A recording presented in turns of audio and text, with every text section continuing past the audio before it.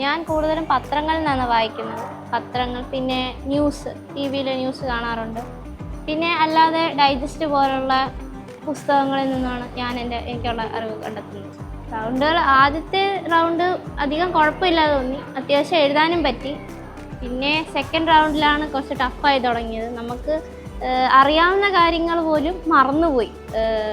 Indirect ആയിട്ട് പെട്ടെന്ന് ചോദിക്കുമ്പോൾ മറന്നുപോയി. അതാണ് എനിക്ക് തോന്നിയത്. കുറച്ച് ടഫായിരുന്നു. ഫസ്റ്റ് റൗണ്ട് എന്ന് പറയുമ്പോൾ നമുക്ക് കുറേ കൂടെ സമാധാനമായിട്ട് കാരണം എന്ന് വെച്ചാൽ നമ്മൾ എഴുതുവാണ്, തെറ്റിയാൽ നമുക്ക് വെട്ടിയിട്ട് എഴുതാനുള്ളൊരു ഓപ്ഷൻ ഉണ്ട്. പക്ഷേ നമ്മൾ സ്റ്റേജിൽ കയറുമ്പോഴുള്ള പ്രശ്നം എന്ന് വെച്ചാൽ ഉത്തരം എങ്ങാനും തെറ്റിപ്പോയാൽ നമുക്ക് മൈനസ് മാർക്ക് വരും.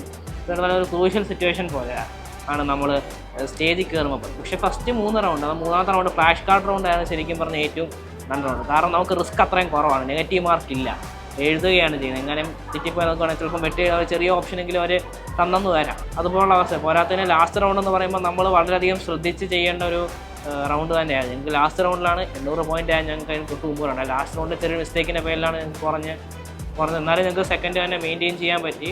പറയാമല്ലോ, എല്ലാ ചോദ്യങ്ങൾക്കും അതിൻ്റേതായിട്ടുള്ള ഇമ്പോർട്ടൻസ് ഉണ്ട്. നമുക്ക് ഓർമ്മത്തിനെ പോലും ഒട്ടും അപ്രായോഗികമെന്ന് നമുക്ക് എഴുത്തുള്ള ഒരിക്കലും കഴിയത്തില്ലല്ലോ. എല്ലാ വിഭാഗങ്ങളിൽ നിന്നും വിഷയങ്ങളിൽ നിന്നുമുള്ള ചോദ്യങ്ങളുണ്ടായിരുന്നു. ഇപ്പോൾ സ്പോർട്സിലൊക്കെ ആണെങ്കിൽ നമുക്കൊക്കെ കേട്ടുപരിചയമുള്ള ചില ഗെയിംസിനെ പറ്റിയൊക്കെ നമുക്ക് കേട്ടുപരിചയമുണ്ട്. ഇപ്പം ടെന്നീസ് എൽബോയുടെ ക്വസ്റ്റ്യനൊക്കെ വരുമ്പോൾ അതുപോലുള്ള ചോദ്യങ്ങളൊക്കെ വരുമ്പോൾ ഇതിലൂടെ എല്ലാ വിഭാഗത്തിനും ടച്ച് ചെയ്തിട്ടുണ്ട്.